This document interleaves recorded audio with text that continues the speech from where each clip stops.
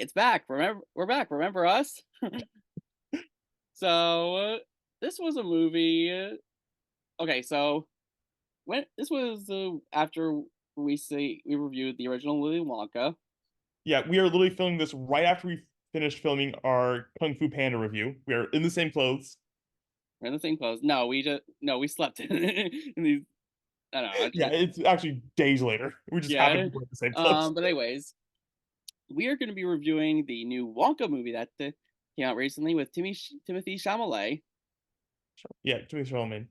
Um, Now, this is supposed to be the prequel to Gene Wilder's Willy Wonka, which, like Kung Fu Panda, I had little to no interest in seeing it, mostly because, the original Willy Wonka is something that I grew up loving as a kid, and I feel like when you watch the original Willy Wonka, it's kind of a good that they kind of leave his backstory out as, kind of a mystery. yeah. So Um, the old, sorry, go ahead. yeah, no, yeah, I love the original Willy Wonka. I think it's a classic.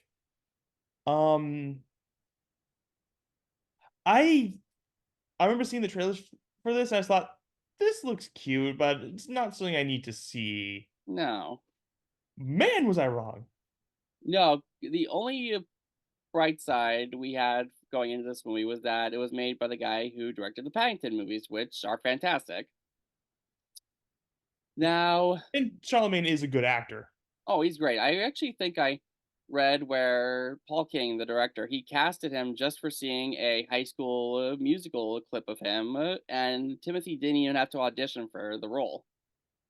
Huh, interesting. So Like that he was very wanted, interesting. And something. yeah, I can agree. He can really sing. He can dance. He can do a lot of stuff. Yeah, I actually did not realize this was going to be a musical. No, me neither. And I think you said something that was kind of interesting. How you thought this could have been like a good Broadway show. Yeah, I mean, as it's presented, I think it's like a good, really good movie. I do see ways it could have been improved though. Yeah, definitely. And one of those would be seeing this as a Broadway musical. I think you get very creative with like some of the like the effects and stuff of having like everyone flying through the air with hair growing on people and just the candy doing this crazy stuff. Oh yeah. Now, I think one of the things I really enjoyed about this movie is the relationship between Willie and this orphan girl he meets, who is called Noodle. Yeah. I think their connection was like really sweet and genuine. Hmm. Um, Let me And what's think. nice, I'm not. This is kind of a spoiler for the movie, but she does have a connection to a very loose connection to the original movie. Yes. It's Um, a big spoiler if we reveal it, but yeah, I think this there's movie's no there's still connection fairly there, recent, and we and should try to avoid it. yeah, yeah, it's something that's kind of built up pretty early on, if I remember, I and think it so. does make Yes. sense once you figure it out. And you can understand that like her wanting to do this one thing that results in her having to leave Wonka, Yes. which explains her Um, absence from the original movie. yes. I also, I think I want to talk about the villains in this movie, the Chocolate Cartel. The Chocolate Cartel. They were very snobbish and kind of cartoony, but you can't help but love them. Yeah, it's kind of like their performances are hammy, and these are great actors who are doing these performances. Hmm. Um, and but they know what they're doing. They're not supposed to be taken seriously. I mean, it's a chocolate cartel. You cannot Yes. take that seriously. Um, even with their connection to a surprise cameo was great. Oh yeah, that was awesome. Yeah, we won't spoil that cameo, but that cameo made me laugh. Especially Um, there's a great pay attention to what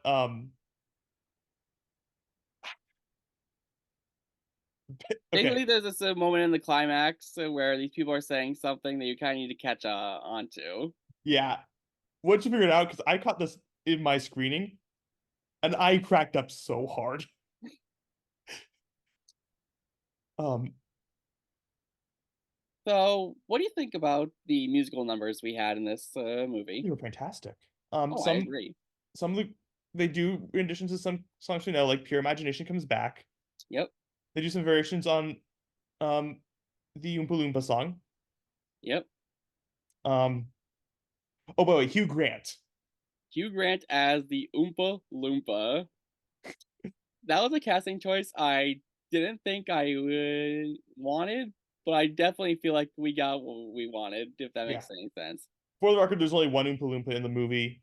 Um, sort of. I mean, we do see some others in flashbacks and stuff, but Yeah, but he's like the only Oompa Loompa that like has an impact on the whole story. yeah. Um, but Hugh Grant, he was great, I think. Yeah. I mean, it's his, I mean, I'm trying to think, how would you describe his performances in the past as being sarcastic and stuff? Very sarcastic, very witty. Yeah, I saw an interview with him about the movie, and he said he's in, like, his, like, selling out phase of his career. He Yeah, said that's a because joke. I saw him in Four Weddings and a Funeral, which Uh, was really good. Honor Among Thieves, which we reviewed. Honor Among Thieves, which also was a big surprise. Love Actually. Love Actually. We've been reviewing a ton of surprise hits, believe it or not. Well, we haven't reviewed Love Actually yet. That's true. Yeah. But Um, Hugh Grant is in that movie. yeah, but yeah, I think any role he does, he can do pretty well in. Oh, yeah. Give him a good script, give him some good Yep. dialogue, give him. And I think the same can be said with Timothy Chalamet. I mean, he was in Call Me by Your Name. He was in Dune. There's the sequel coming out this March. The French Dispatch that had Timothy Chalamet in it. Yep. So Um, it's proven that this guy is really talented. and his range too. Did you ever see Bones and All? No, I haven't. That's a horror movie he's in where he plays a cannibal. Okay. Yeah.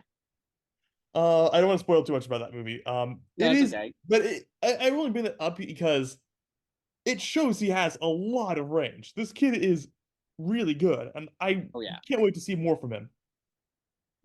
Now there was hold on. What else can we talk about?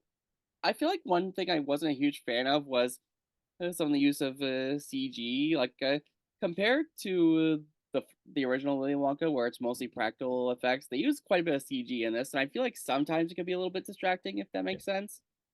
Yeah, I could see it being like I can see that. I do see agree that's a drawback though. I wouldn't say it's like the worst CG ever. No, No. I think it's like did you ever see the theatrical cut of Justice League? yeah, I have. Okay. So when I saw in theaters, I know we all make fun of the CGI upper lip, Oh yeah, though I saw this in theaters and when it was not noticeable in theaters. So when the you screen watch it on a size smaller does matter. screen, Yeah. yeah, And it as for definitely example does. from that movie, Hmm. is Steppenwolf. He actually looked really bad in theaters, but on on smaller screens, the effects on him are okay. They're not great. So you can see something happening here with Wonka where like the effects do look better on a smaller screen. Yeah, that might be the case. Yeah. Um, I would be willing to go as far as to say this movie is good, but not great. Yeah. Yeah, it is good. Yeah, it's a good setup, good introduction. It is a little more lighthearted than the Willy Wonka version, like the classic version.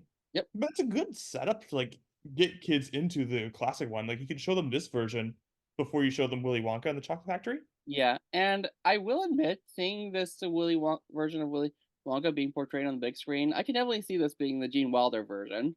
Oh yeah, yeah. Like he's very witty, he's clever, he's Yeah. eccentric. Like this is Um, definitely what Gene Wilder's Willy Wonka was like. yeah. I had a friend who couldn't get into it because he does kind of lose his like dark edge, which I get too, but I can see like there is a big time gap between this and Willy Wonka, and there is a lot of time to develop Willy Wonka Yeah. into the dark side we see in the original movie. A sequel could fix that too. You could bring in a sequel somehow. Maybe, I yeah. see several uh things they could do in a sequel that could actually like show how uh Wonka goes from this naive character to the dark version we see. Hmm. I mean, he still comes keeps that naivete in the original, but there's now a dark side too. Right. Yeah. Yeah, I mean, will I see this movie again? I think I would, personally. Yeah. But it probably wouldn't be very often. But like you said, this might be a good way to, like, introduce kids to the character of Willy Wonka, and heck, maybe they could read the book too, because I think that's a pretty good way to introduce them to the whole story. Because Yeah, you got cool avenues. Charlie and the Chocolate Factory is quite possibly one of the biggest children's books of all time. it's yeah, it's up there. And also if they do a Broadway musical on this, I'm going to see that in a heartbeat. Oh yeah, definitely. Yeah. Um. So yeah, we liked it. Is it perfect? No, but we still enjoyed it for what it was. Yeah. All right. So that does it for this Wonka review. So Jessup will talk to me about what movie he wants to do next, or do you have an idea of what you want to do? Oh, I know what I want to do. So I kind of got to reveal some things of how things work behind the scenes. Is that okay? Yeah, sure. Go ahead. So usually Will and I take turns choosing movies, and I let Will choose two movies in a row so I could do that because I want to do two movies back to back that are kind of connected. Okay, sounds good. So until next time, quiet up and listen down. Nope. Crash that. Reverse it. Okay. No. Oh, I don't know. I want to do something else. He's good. Too good.